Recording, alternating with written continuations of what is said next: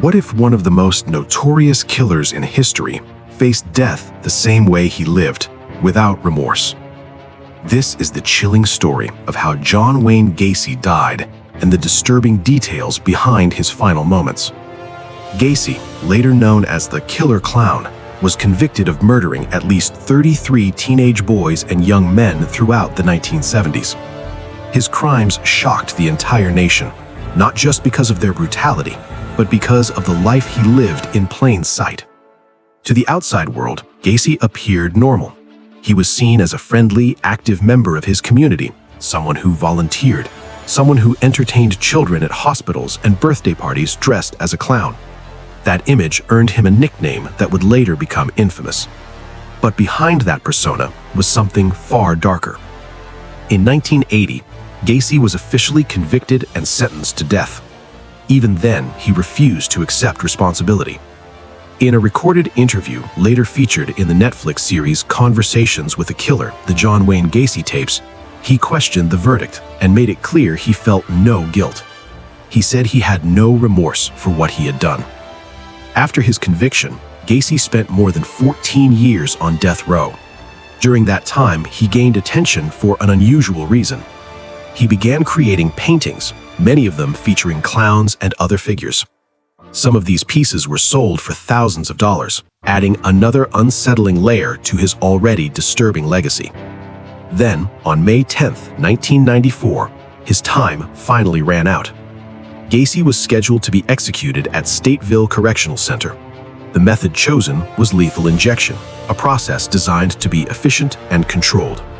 He was administered 3 different chemicals, one intended to make him unconscious, another to stop his breathing, and a third to stop his heart. But the execution did not go smoothly.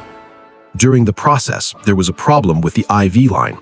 A clog prevented one of the chemicals from flowing properly at first, causing an unexpected delay.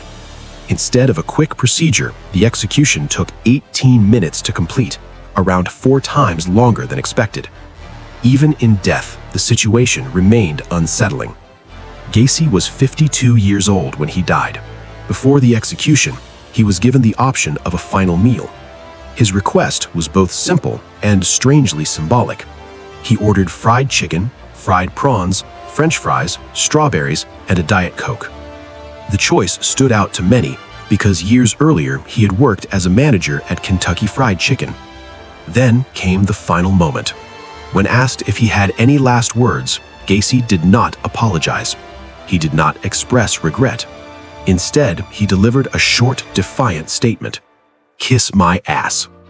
Those words would go on to become some of the most infamous final words in criminal history. Outside the prison, the atmosphere was intense. Nearly 1,000 people gathered in Chicago as news of his execution spread. But they were not there in mourning. Many came to witness what they saw as long overdue justice. Crowds released balloons, held signs, and even mocked Gacy's obsession with clown imagery. In recordings later featured in documentaries, people could be heard chanting for his death. For some, the execution brought a sense of closure. Survivors and those connected to the case expressed little to no sympathy. Others, including members of the jury from his trial, said they felt relief, believing his death meant no more victims would ever suffer at his hands. Still, for many families, the pain did not disappear, because no punishment could undo what had already been done. Over the years, Gacy's crimes have continued to be explored in media and documentaries.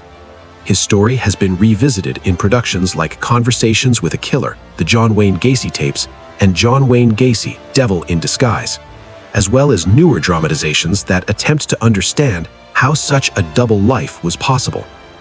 Decades after his execution, the case of John Wayne Gacy still stands as one of the most disturbing in modern history, not only because of the crimes themselves, but because of how easily he hid them.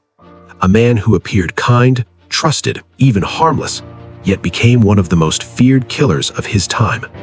And in the end, he showed the world exactly who he was, with no remorse and no regret.